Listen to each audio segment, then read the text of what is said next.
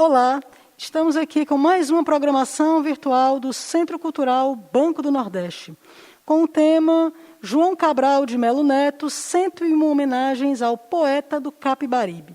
E para nos contar essa história e falar um pouco desse grande poeta, que nós estamos aqui prestando uma homenagem, eu convido Matheus Quintans, design, pai de Magnólia e pesquisador em arte. Se eu tiver esquecido algum de seus atributos, depois você comunica para as pessoas.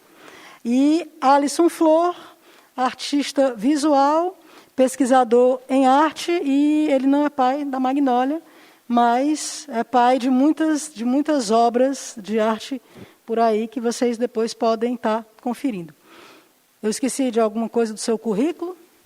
Não, só agradecer pela apresentação. Boa tarde, pessoal. Boa tarde, bom dia, boa tarde, boa noite. Vai ficar aí infinitamente nas redes, então a gente não sabe a hora que vai ser acessado. É um prazer estar aqui homenageando esse poeta, estar nesse espaço que abre para discussões tão válidas e tão importantes para a nossa literatura, para as nossas artes, né?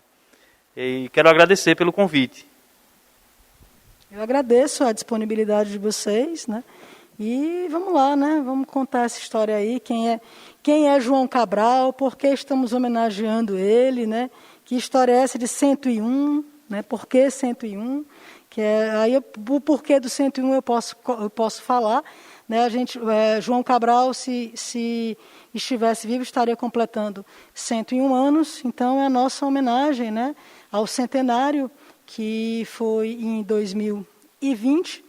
Mas por conta da pandemia não pudemos prestar essa homenagem em 2020, mas estamos agora em 2021 prestando essa homenagem no mês do seu aniversário, né, dia 9 de janeiro. Se João fosse vivo, ele completaria 101 anos. Então, para prestar essa homenagem e falar desse importante artista, desse importante escritor, eu chamei aqui os meninos para a gente trocar essa ideia. E aí eu passo a bola para vocês, porque vocês são as estrelas, né? Então, eu acho que a gente deve iniciar pelo histórico do João Cabral, né? Quem é João Cabral de Melo Neto? É nascido em Pernambuco, nascido em Recife, mas criado dentro de uma fazenda. Ele passa a infância no interior do Pernambuco, próximo das usinas, na zona da mata. E essa infância dele vai se refletir em toda a poesia que ele vai construir no futuro.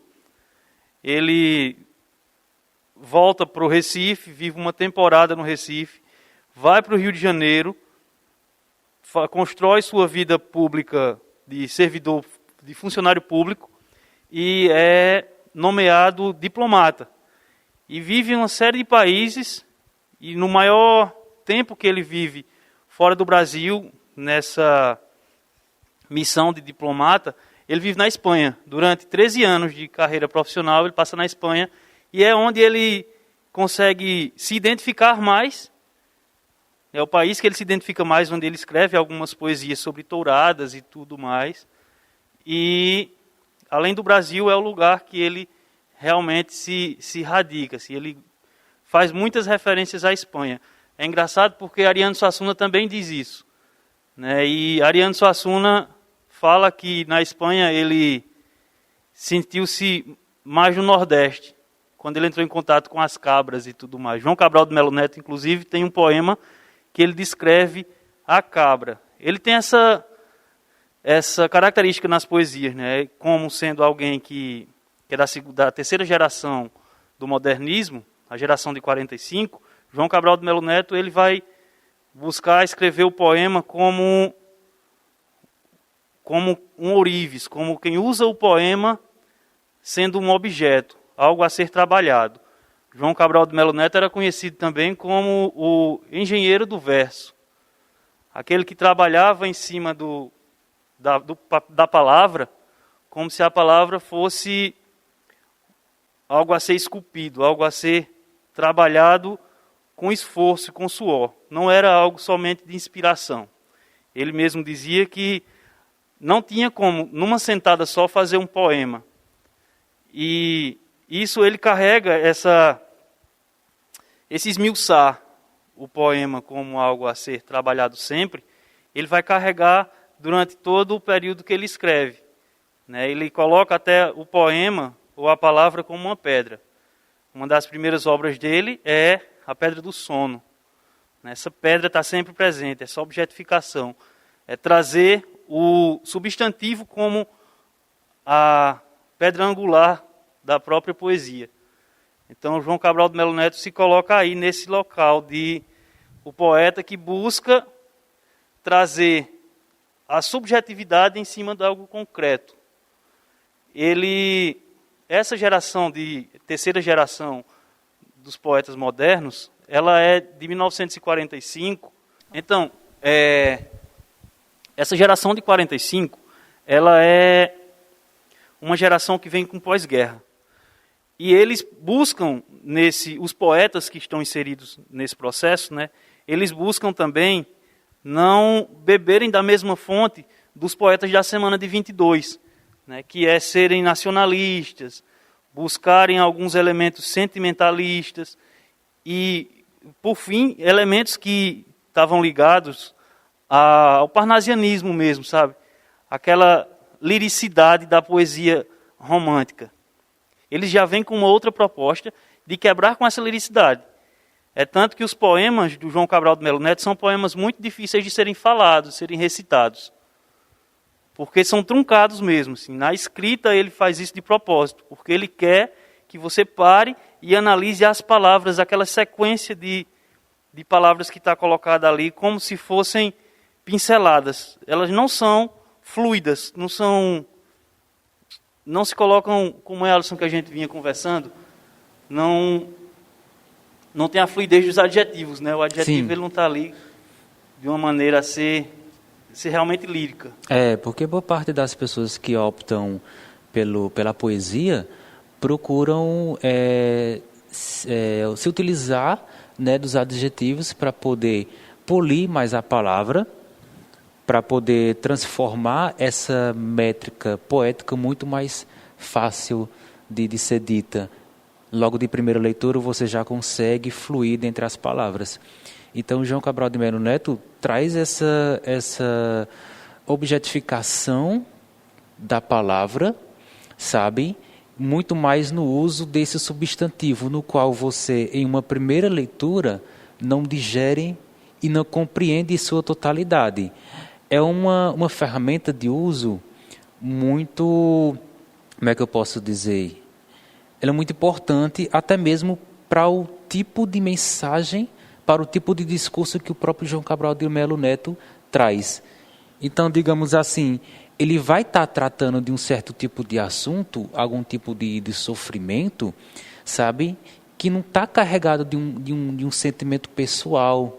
Não é uma pessoa que está ali dizendo o quanto ela sofre, mas pela forma como é descrita o seu entorno, como é descrita tal personagem, a pessoa compreende aquela carga emotiva que o personagem traz, que não está descrito, mas está presente.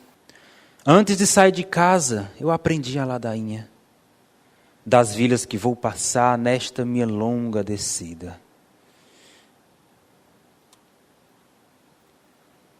Sei que há vilas grandes, cidades que elas são ditas. Sei que há simples arruados, sei que há vilas pequeninas, todas formando um rosário, cujas contas são vilas. Todas formando um rosário de que a estrada fosse a linha.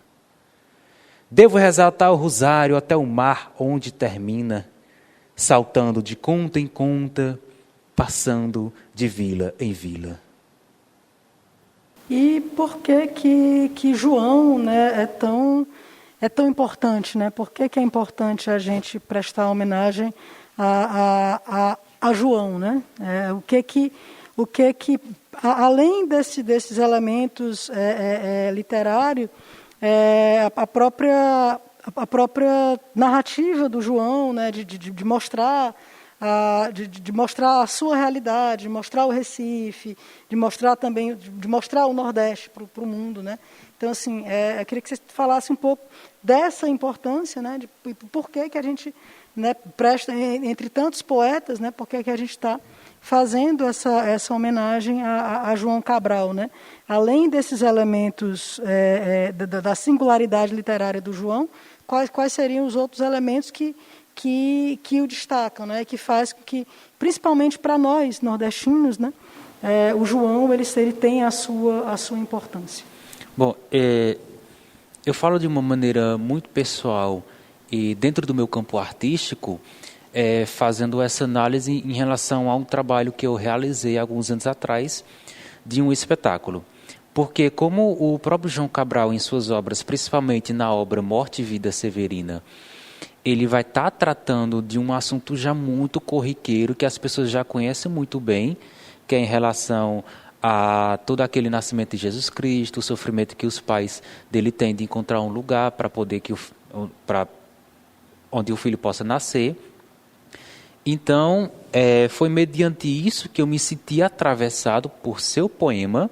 Inicialmente eu tive um contato com um vídeo, né, feito na década de 70, se eu não me engano, e que trazia todo esse poema cantado, né? E logo após eu tive o contato com uma animação, né, e com um quadrinho feito com o João Miguel, né? Feito com o Miguel Falcão. Então, mediante isso, eu comecei a fazer uns questionamentos em relação a como a gente traz esses eventos que vêm muito de fora, né, que nos atravessam, mas vêm muito de fora, como principalmente o Natal, é muito presente na vida de muitas pessoas, mas que, de certa forma, a gente acaba sendo carregado de muitos elementos estrangeiros, né? A gente acaba trazendo uma mistura sobre tanto como foi a história do nascimento de Jesus Cristo, como também o símbolo do Papai Noel. Então são luzes pisca-pisca, rena, trenó, sabe, os pinheiros de Natal. Então tudo aquilo está presente na nossa vida, mas não nos fala. Então, mediante isso, eu fui incumbido de escrever, né, e dirigir um espetáculo de Natal em uma comunidade católica daqui de Juazeiro. Então, eu comecei a ver a necessidade de estar desmistificando esse tipo de Natal muito mais comercial da gente. Então, o espetáculo que foi denominado Vida sobre Morte foi baseado todo inteiramente em cima desse conto, desse alto de Natal do João Cabral de Melo Neto. Então, eu optei por estar tratando todo o espetáculo como um espetáculo não falado, né? A palavra em si, ela seria dita mediante as atitudes, né, a atuação dos personagens, dos atores, e também estaria sendo musicalizado com uma trilha sonora de fundo, do qual a gente pegou, né, algumas trilhas instrumentais, né, outras cantadas, para poder estar compondo a história de um nordestino que vive a vida toda trabalhando, né, que vive sofrendo diante das dificuldades e muitas das vezes tem um final muito trágico, né? Não tem um certo tipo de amparo. Mas durante todo o espetáculo, apesar deste sofrimento estar presente, ao final a gente traz um casal nordestino, né, que tem a sua vida agraciada pelo nascimento de seu filho. Esta cova em que estás com palmos medida, é a conta menor que tiraste em vida. É de bom tamanho, nem largo, nem fundo. É a parte que te cabe deste latifúndio. Não é cova grande, é cova medida. É a terra que querias ver dividida. É muita cova para teu pouco defunto, mas estarás mais ancho do que estavas no mundo. O que o João Cabral traz para a gente, de mais importante, assim, de importante, é contribuir com essa nossa visão de nordestino. Ele contribui com essa imagem que a gente constrói do nordestino, que é construída e que é disseminada país afora do Nordeste como local de resistência até a morte. Por mais que a vida seja doída, que seja severina a vida, ela é contemplada, ela é celebrada. Que não, por mais que seja doída, a gente ainda quer ter essa vida. Aqui, hoje nós temos no Nordeste já nós somos colocados no local de sofrimento, assim. Nós nordestinos somos colocados sempre no local de sofrimento, embora a gente esqueça das coisas boas que existem aqui, né? Que no Morte e Vida Severina ele fala do rio, do Capibaribe, né? E o poeta também, em outros poemas, em Cachorro Sem Plumas, por exemplo, ele vai tratar o Capibaribe com todas as suas tristezas e com todas as suas alegrias. Assim, ele traz esses dois lados. A gente não é só o sofrimento. Aqui no Nordeste a gente tem muita coisa boa, tem muita gente boa, tem muita gente importante. Vide o próprio João Cabral de Melo Neto e todos os outros que fizeram arte, poesia, música, em cima da própria obra que o João Cabral dizia que era sem lírica, né? Ele era um cara antilírico, e vieram artistas e mostraram as possibilidades, as infinitas possibilidades criativas de serem trabalhadas com toda a liricidade possível na própria obra do cara que se dizia antilírico. Então a gente tem toda essa riqueza e fertilidade e celebração da vida, por mais que ela seja severina. E a beleza da obra do João, eu acho que ela está muito na força, né? Mesmo essa vida severina, mesmo a miséria e a dor que ele coloca, né, em alguns das suas obras, do seu trabalho, ela vem com muita força. São personagens e são obras fortes, né? Tem para mim uma da fala, né, que eu vou levar para a vida toda, do Morte e Vida Severina, né, na passagem que ele fala que é do nascimento, que ele vai dizer que aquilo é sangue novo corrompendo a anemia. Então, mesmo numa vida miserável e anêmica, né, todo nascimento ele acaba sendo revolucionário, porque ele faz ele corrompe isso, ele desvirtua, né, ele subverte a ordem, né?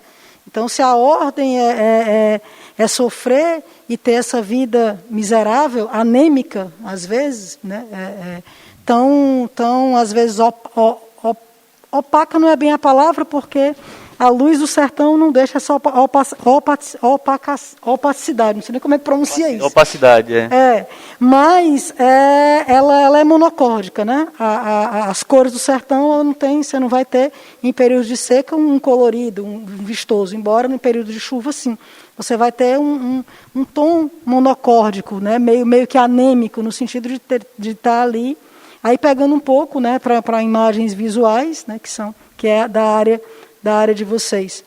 Mas aí quando ele fala que o nascimento ele corrompe isso, né, ele altera isso. Então toda vida que se nasce no sertão, ela vai vir carregada com essa força, porque nascer no sertão é preciso ser muito forte, principalmente em período de seca, né? Não é qualquer planta que vai nascer, que vai vingar, que vai se manter. Não é qualquer bicho que suporta estar ali, né, no sertão, e não é qualquer pessoa que também consegue.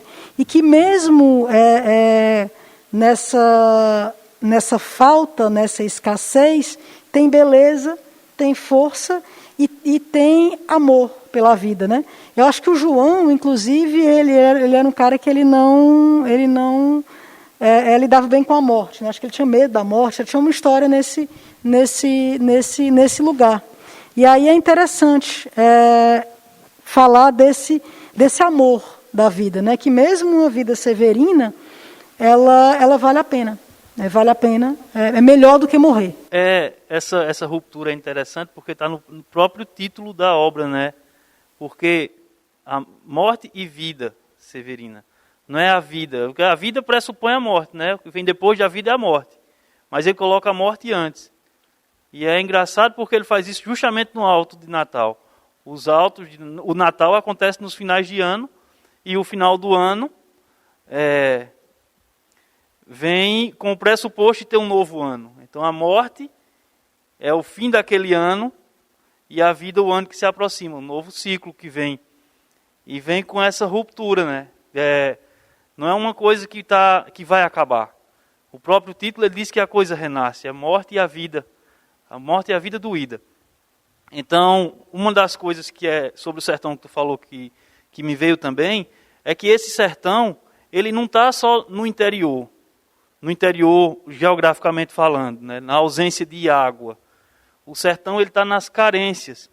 Ele vai para as margens do Capibaribe, ele passa primeiro nos canaviais, o Severino passa nos canaviais e ele vê ali aquela ausência de vida também. Por mais que tudo seja verde, ele presencia um velório. E mais à frente, quanto mais ele caminha em proximidade a Recife, ao litoral, ele vai percebendo que também existem sertões ali. Que existe essa escassez de vida. Essa vida está sendo ceifada a todo lugar que ele vá.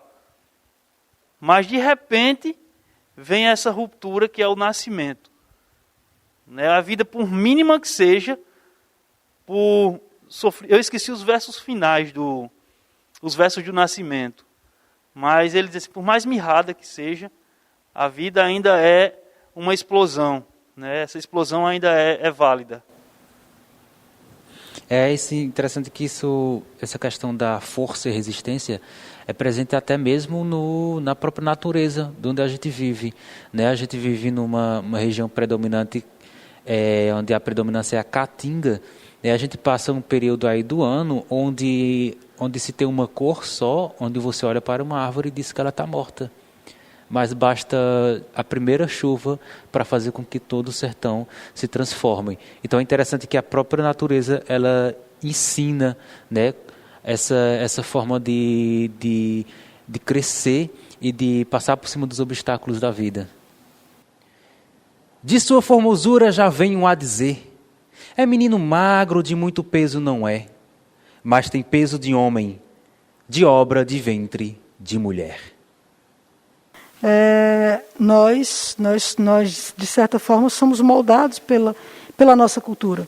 Então, por mais que a gente amplie, que a gente vá morar em outros lugares ou que estude diversas coisas, né, a nossa formação, né, culturalmente falando, né, tem até um poema, acho que não sei se é do Manuel, mas enfim, do Manuel Bandeira, mas que fala que é o jeito de dormir, o jeito de falar, o jeito de comer. E aí isso a gente leva. E aí esse ser, né, mesmo o João tendo sido diplomata e etc. e tal, mas esse ser nordestino com esse olhar, que muitas vezes não é possível ser lírico, mas que é possível ser belo e ser aguçado. Né? Então isso é que faz com que o João tenha essa importância e isso é que nos trouxe aqui para prestar essa homenagem, né? Essa 101 homenagem, fazendo alusão aos 101 anos de nascimento do João. E aí, eu queria que a gente se encaminhasse para as considerações finais, né, desse momento, vocês fazendo aí os seus agradecimentos e, enfim, dando as suas últimas palavras. Eu quero agradecer aqui pela oportunidade que o CCBNB está proporcionando, né, porque é muito importante esse lugar de fala, né? A gente tem o nosso espaço de fala, que são os espaços físicos, né, são as galerias, são os palcos, mas também é importante, muito mais também importante que a gente tenha um espaço que tenha esse alcance que o virtual tem, né, digamos assim. Então, uma pessoa que de outra parte do mundo pode estar assistindo a gente e pode estar tomando conhecimento da existência do João Cabral de Melo Neto, né? Então, fazendo com que a arte ela se democratize muito mais. Então, agradeço a toda a equipe que está por trás por essa grande oportunidade. Gratidão, Alisson. Matheus?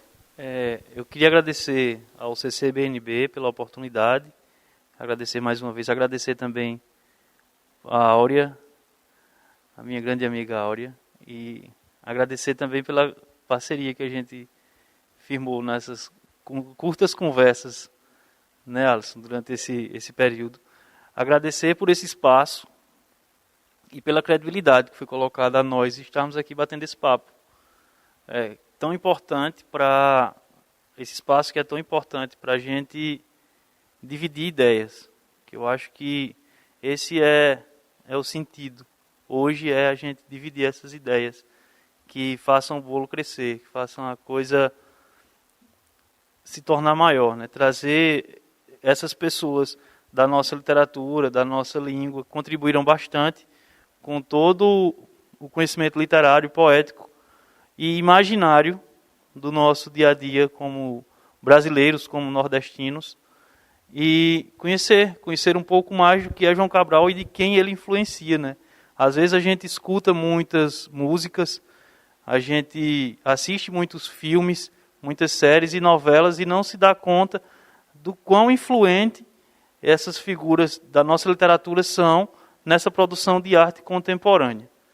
Né? Assim, tem duas figuras musicais bem importantes, que são o Belchior e o Cordel do Fogo Encantado. Eles bebem diretamente dessa fonte do João Cabral de Melo Neto. Então, esse é o mínimo, assim, né? O mínimo do que aparece na produção musical. Fora milhões de outras produções. O nosso amigo Alisson tem a sua peça escrita em cima do poema, tem as produções visuais de outros infinitos artistas sobre essa obra. Então é algo a ser conhecido, que eu convido a todos que puderem buscar a obra de João Cabral de Melo Neto. Comecem por Morte e Vida Severina, que é a mais famosa obra, né? Tem uma música de Chico Buarque dentro dessa primeira peça que foi feita, do Morte e Vida Severina.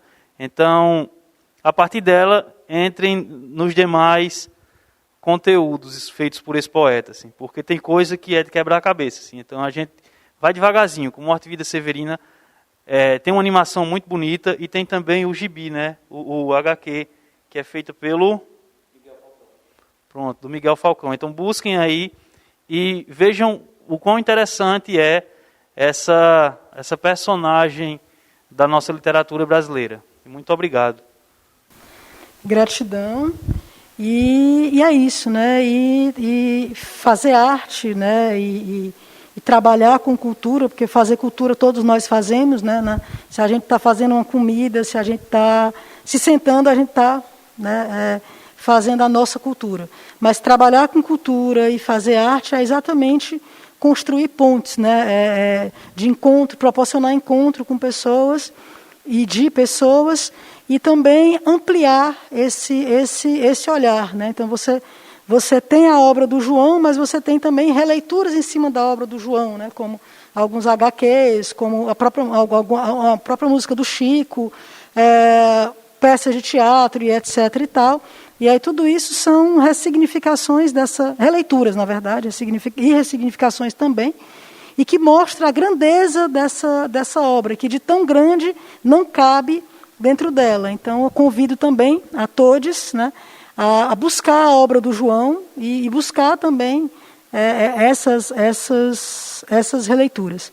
E aí agradecer a presença de vocês dois, a disponibilidade mais uma vez, e agradecer ao público que esteve conosco, nos assistindo, agradecer a toda a equipe técnica, Custódio, Sinésia, aos meninos do vídeo, e toda a equipe que faz a teia da cultura, que faz a cadeia da cultura, o engenho, né, já que a gente está falando de João, que faz o engenho da cultura girar, né? Toda a equipe de manutenção e limpeza, toda a equipe administrativa, que é muito importante a gente se lembrar que para que possamos estar aqui nesse palco, tem toda uma equipe por trás que faz isso acontecer e que é tão necessária quanto o artista, quanto o produtor, para que a gente possa seguir, né, fazendo arte e promovendo, né, ativando essa mola mestra da cultura. E queria pedir também a todos que deixem o seu joinha, deixem o seu like, curta, e que assista às outras programações do Centro Cultural Banco do Nordeste. Né? Visite o nosso canal, se inscreva, chegue junto, tem muita coisa bacana para ser vista. E aí, é isso. Gratidão a todos e até o próximo programa.